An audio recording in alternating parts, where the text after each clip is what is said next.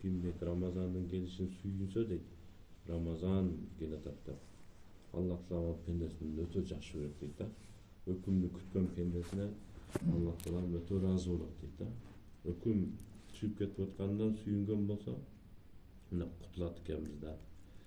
Жақсы болды, 11 ай құтылағыз кейінгі жылға шейін десе, өте наразы болады Allah Taala.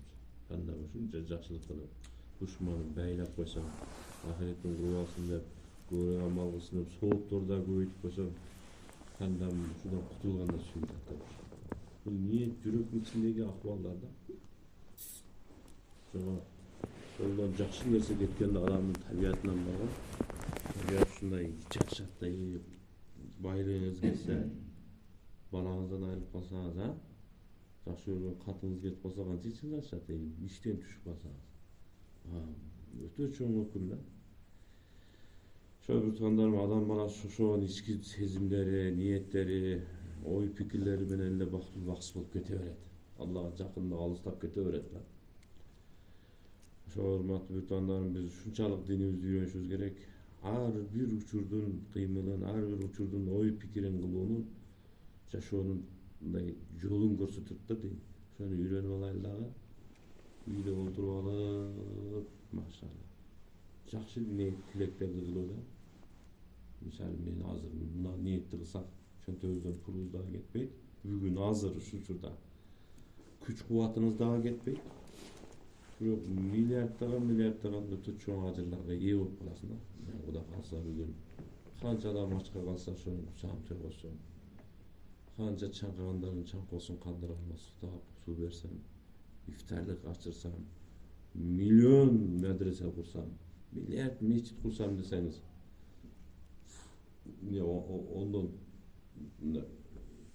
өтө жакшы ниеттер, бирок ошону сиз өзүңүз кыяматка чейин келген урпактарыңыз кошулуп аны кыла албайт да. Бирок ошону согуна ала бересиз. Ошон үчүн айтат, момундун дейт, ниети амалынан жакшы дейт. Ниети амалынан жакшы.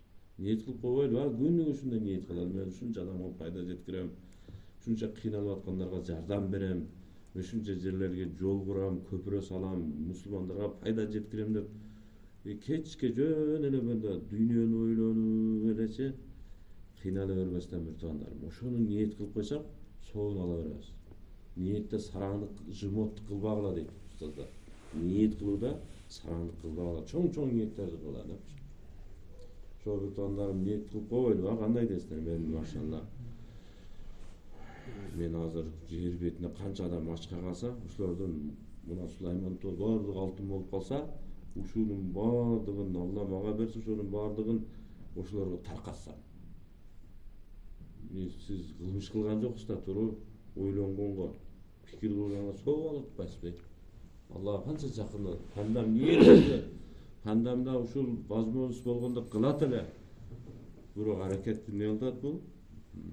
Жашоо кыска бир туугандар. Ниет менен эле бар го бир туугандар. Канча ахиретибизди куруп алсак болот да, жакшы ниет. Адам жаман ниет кылуу менен мисалы токтомунун берели, айыбын таба чайын көрө албастык кылып, шектенип, мисалы бирөөмүздү карап койсо, мен аңдып атат, мен сатайын деп атат. Жаман күмөн кылуу менен ахиретин буза берет, Алладан алыстай берет. Ошон үчүн Аллах Таалам эмне деди? Силер башкаларга дейт, эмне дейт? Жаман күмөн кылуудан өзүңөрдү тыйгыла дейт. Караң, ол кол менен зыян жеткирүү, тил менен зыян жеткирүү, онун малын тартып алыш, онун акысын жеп алыш, онукун бүт өзүңө өткөрүп алыш, сатыш, жүрөгүн ошуп бияктап турсун, ого жаман күмөн кылба деп атат да. Шарият канча алыстан тыйып атат да. Эгер ушуга келсекчи, кантип уруш талаш болот айтыңыздарчы? Кантип келишпестиктер болот? Кан төгүлөр болот? Жаман күмөн кылгандан эмне кылыш керек? Адам өзүн момундарга эмне тыйыш керек да. Ошо жашоо кыска бүттү. Бир күнү Азраил алейхисалам келет. Келгенде кеч болуп калат. Бир үйлөргө келет, 5-6 адам жаса, ошонун бирөөсүнүн жанын алат. Баардыгыбыз бакырып ыйлап, ала тооман ажырадым дейбиз, бир нерсе деп күнөөкөр болобуз. Ошондо Азраил алейхисалам айтат экенде, мен бул өлгөн пенденин, жанын алган пенденин рызкысын талашып атамын. Мага мунун bir sekund ömürün maga keregi jok. Öküm boldu şu. Жашоонун эрежеси ушул. Деп не кылат? Жанагынын жанын алат. Анан мындай дейт экен. Элон экен. Шашпа келе деп. Ар бириңерге бирден келем деп. Ар бириңер даярдан келем деп. Эгер силер азыр мунун жанын алып аткандагы кыйындыкты, кыйналып аткан, жанын алып атканын силер сезип билгениңерде, силер bundan ажыраганга ыйлабайт элеңер, мунун кыйналганына ыйлайт элеңер депчи. Бул өлдү дейт. Бул мени көрдү, жаны чыкты. Силер буга көп эмне кылып өрбөгүлө, кыжырат болуп өрбөлө, өзүңөргө кыжырат боло. Силерге ол акыбал келе элек. Ушундай сөздөрдү сүйлөйт экен, ушундай сөздөрдү. Эми аны биз укпайбыз да. Биз аны укпайбыз. Мына жаны чыкканын айтат экен. Дүйнөдө кылган натыйжаларыңы, амалдарыңдын натыйжасын эми көрөсүң деп. Дүйнөдө эмне жакшы амал кылсаң, натыйжасын көрөсүң. Эмне жаман амал кылсаң, ошонун натыйжасын көрөсүң деп. Урматтуу бир туугандарым, эгер биз амалдарыбызды, пикирлерибизди тазалап, биз дин менен жашашты аракетин кылып өтүп келе турган болсок, денеден жан ажырап атканда, чыгып атканда бири-бири менен коштошот экен да. Рахмат сага деп. Жан денеге айтат, ден жана жанга айтат. Рахмат, Алланын өкүмүнө моюн сунуп жашадык. Көрүшкөнчө жакшы деп бири-бири менен алиге эки дос ажырашып кучакташып алыса кеткенде, ушундай ажырашып бири-бири менен коштошуп чыгып кетет экен да. Ошо дүйнө кыска бир туугандарым, өмүр түгөнүп калат. Бахлул деген бир абыйлап өткөн Харун Рашидин заманында. Аны Бахлул дегени жинди деген мааниде кличка да, ошонун аты. Харун Рашид бир күн мындай келесе Бахлул көрүлөрдү аралап жүрүп өткөндө кабырстандычы. Анан келип токтоп турду. Бахлул, жиндилигиңди токтотподуң. Бул эмне кылып жүрсүң кабырда? Адамдарга окшоп кичине үй салып жашабайсыңбы? Десе Бахлул жүгүрүп талга жүгүрүп чыгып кетет экен. Бул жаш бала деп болуп эмне болуп атасың? Түшпөй калдысың. Түшүп айтат экен, Харун падышага айтат. Бара турган үйүмү куруп аткан мен жиндеминби деп өзүнүн хан сарайын, Харундун хан сарайын көрсөтүп, ана жерде куруп аткан, дүйнөнүн үстүнө куруп аткан сен жиндисиңби депчи. Биз бул жакка киребиз го. Бул жакты курушубуз керек. Сен үстүнө куруп атасың. Биз дүйнөдө туруп ахиретибизди курушубуз керек депчи. Анан кийин Бахлулду Харун Рашид хан сарайга өрттөптүр. Хан сарайга барса, Харун Рашид жок экен. Бахлул барып туруп хан сарайда кирип эле, анан кийин Харун Рашидин креслосуна отуруп коюптур, кирип элечи. Падышанын. Анан жалдаттары жанагы кожомачтар жүгүрүп барып таяк менен ууруп, анан кийин кууп туштурбайбыз. Анан ыйлап турбайбыз. Анан Харун Рашид келип калды. Силер эмне бул шейхти, мен устазымы, бул аулияны, Алланын досуну эмне кыласыңар деп арачылап, анан кийин баягына сактап калыптыр да. Анан ыйлаган токтотпойт экен да.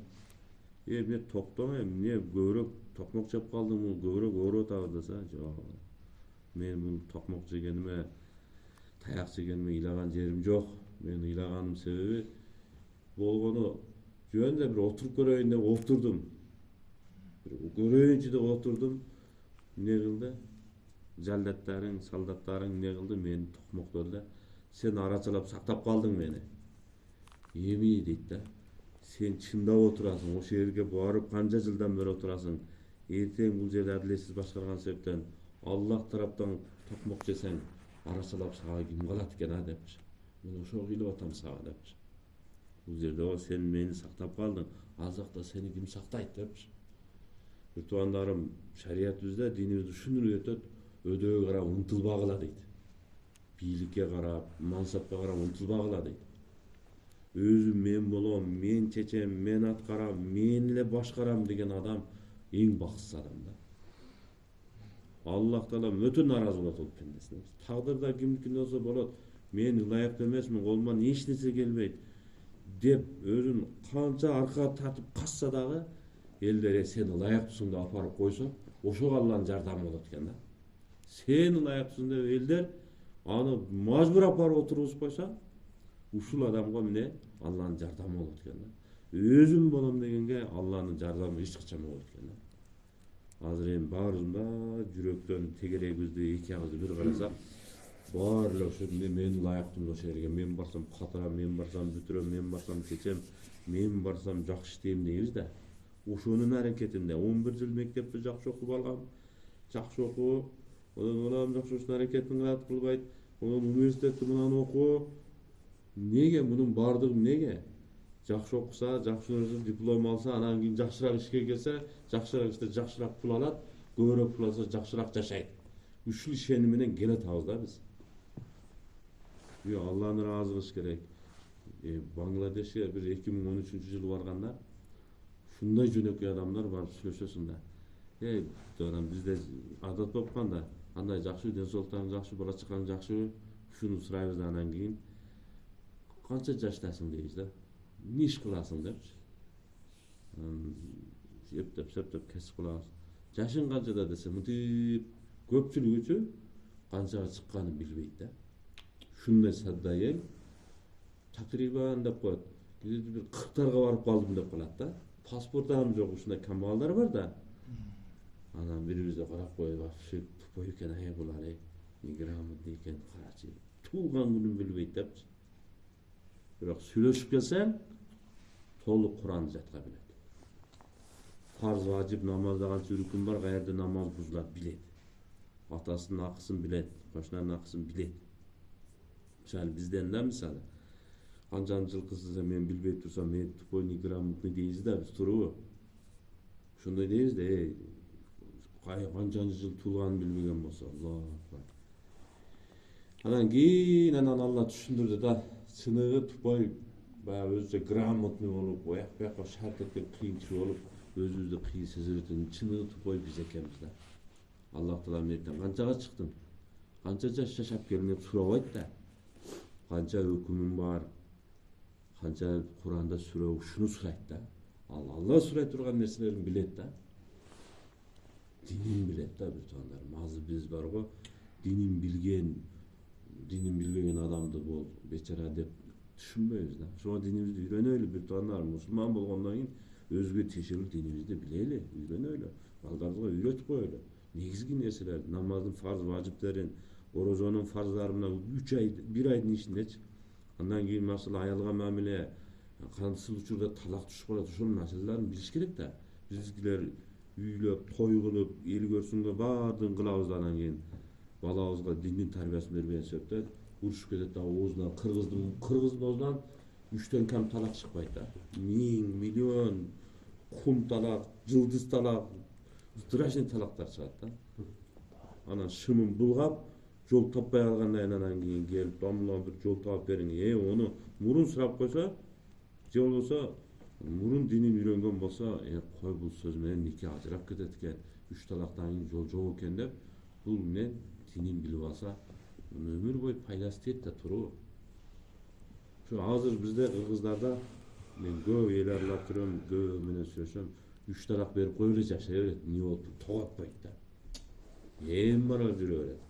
Сада болом, зына кылтасың, касапаты тиет десең, биз адаштык дейм, биз сүйүшөбүз бирибизди, билбей калдык да, очум келип айтып калдым деп, Кудай деле түшүнөт депчи, Алла карап кой, сөздү караң.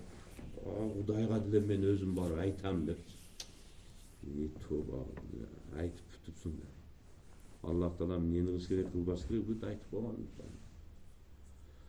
Ошого бир туугандарым, дүйнөнүн кайсы бир кылмышын кылсаң, ого статья бар экен, сен билбесең, ал сени сактап калбайт да.